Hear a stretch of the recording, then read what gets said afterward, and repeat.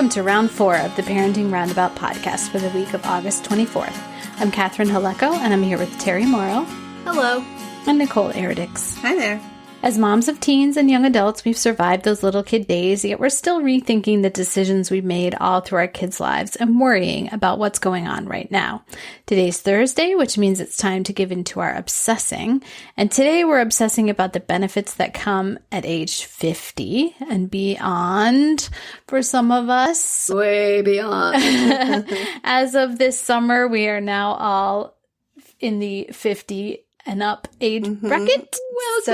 Welcome you both. And there was an article on Grown and Flown about like 10 great things about being over 50.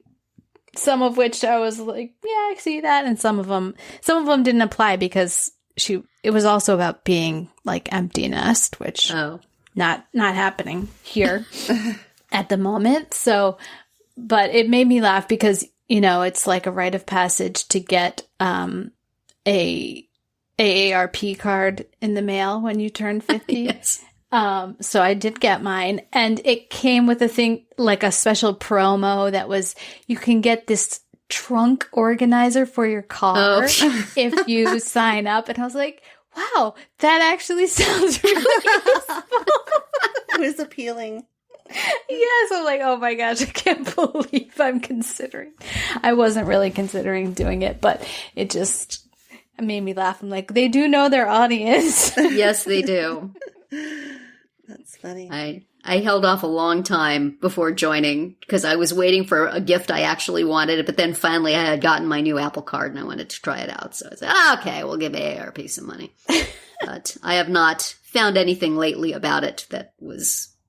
So I'm possibly not yet to the point where I actually need to be a member of that organization. But yeah. I mean, I feel like most businesses, if they're going to give you a senior discount, they just give it to you. Like right. You don't have to have an AARP card to get it, right? Right. So I think that's true. I don't know. But Terry, you tell us what some of the benefits are. I mean, I think some of the things on that article you've mentioned before, like, you wear what you want. You wear comfortable shoes. Like, you do not care. Yes, I definitely have embraced that, that I don't have to care about things anymore. And I can, I use it as an excuse quite a bit for what I do or do not do. But I'm all the way past 60 now. So I'm the senior present the here. Senior member here, yes. So I've noticed more changes since 60 than 50. Really? I finally allowed myself to start taking medications. I've all my life been like, well, probably I just could change my diet. I could change my lifestyle. Probably I don't really need this, I don't want to be taking a whole bunch of medications. I'm not an old lady. And then I hit 60 and I said, yeah, I'm an old lady now. Bring them on. Blood pressure, statins, sure. Fine. I give up. I fought it for a long time. Now I can be the old lady with the pantry cabinet full of medications going, I'm not sure if I took that today. That's why you need the pill organizer. Yeah. Well, my husband organizes my pills for me. He brings me my blood pressure pill with a little dish of ice cream, not that ice cream, and the water. And now I added the statin to it. So it's like, I don't feel like I should take them at the same time. So I was going to say, okay, honey, you bring me that one and the other one I'll take on my own. And then one night I thought I accidentally took 2. So I said, you better do this one also. So he is my pill valet. Very nice. Old Lady Darn, Morrow. everyone needs one of those.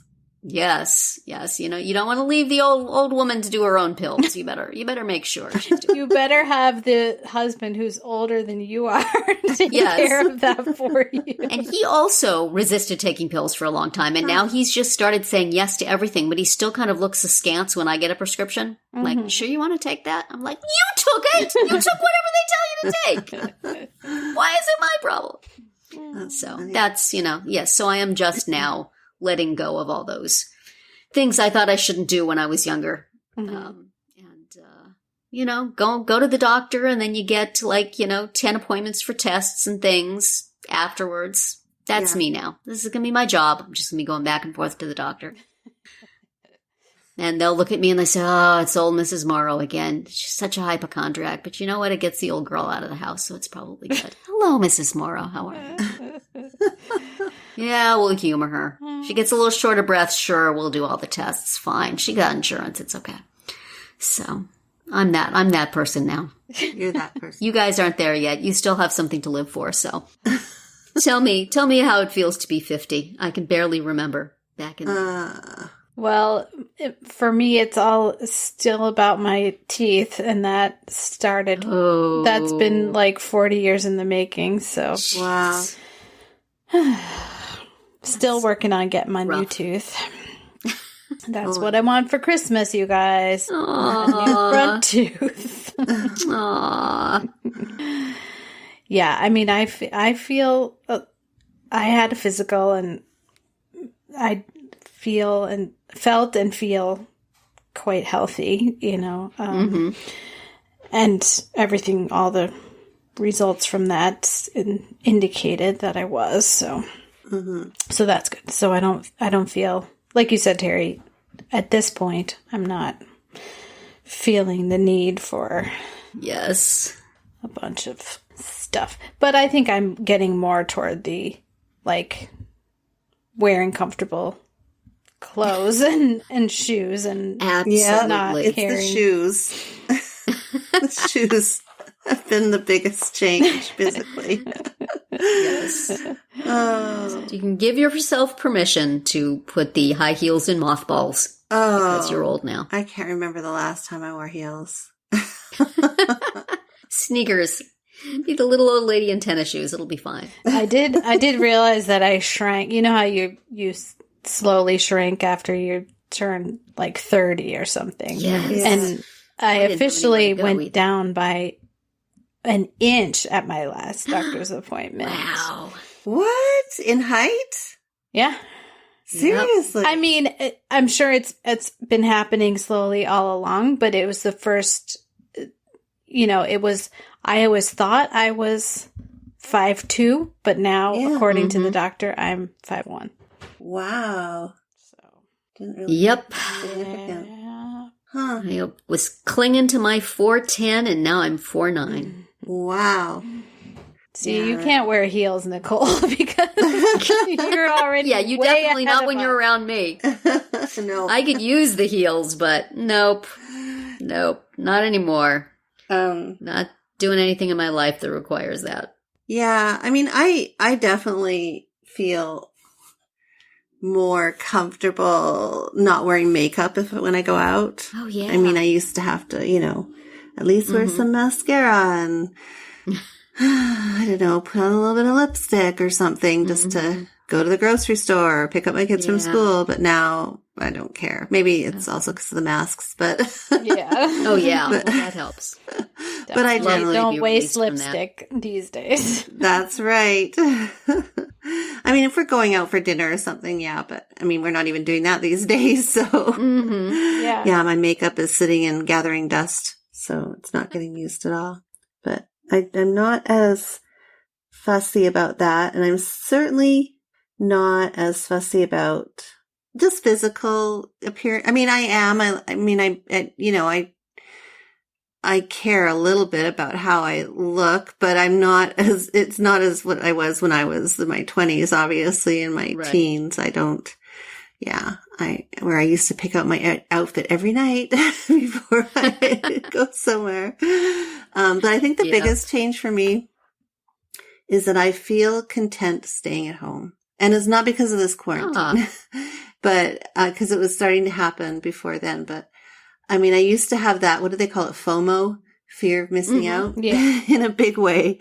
Even in my 30s and 40s, I needed to be part of things, but now I just don't really care. I'm fine being at home. I would prefer to be at home.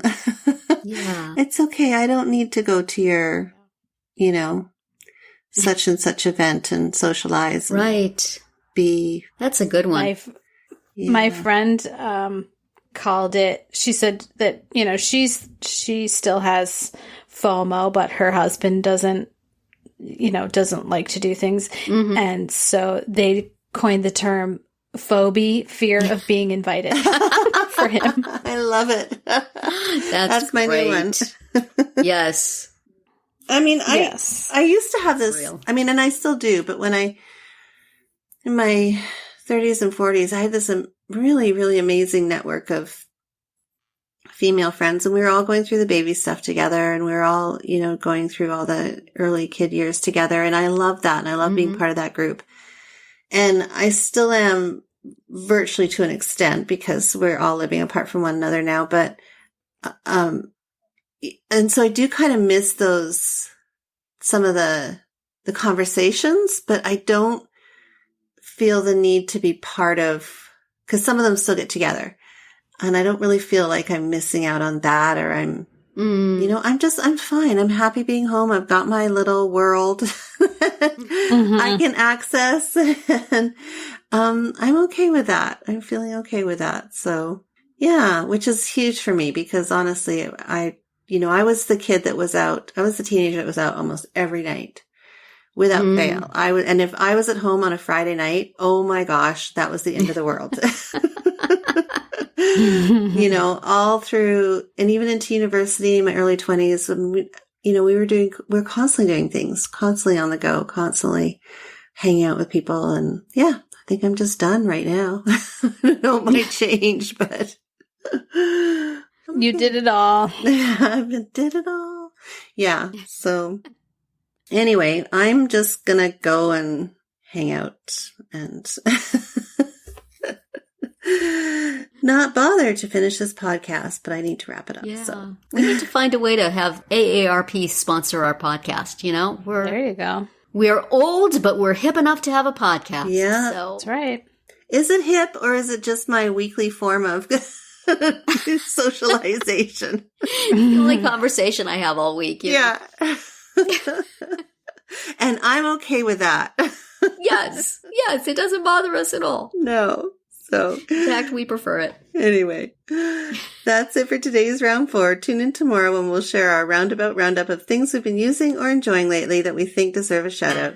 Find all our episodes at parentingroundabout.com and talk back in the comments there, on our Facebook page, or on Twitter, where you'll find us at Roundabout Chat.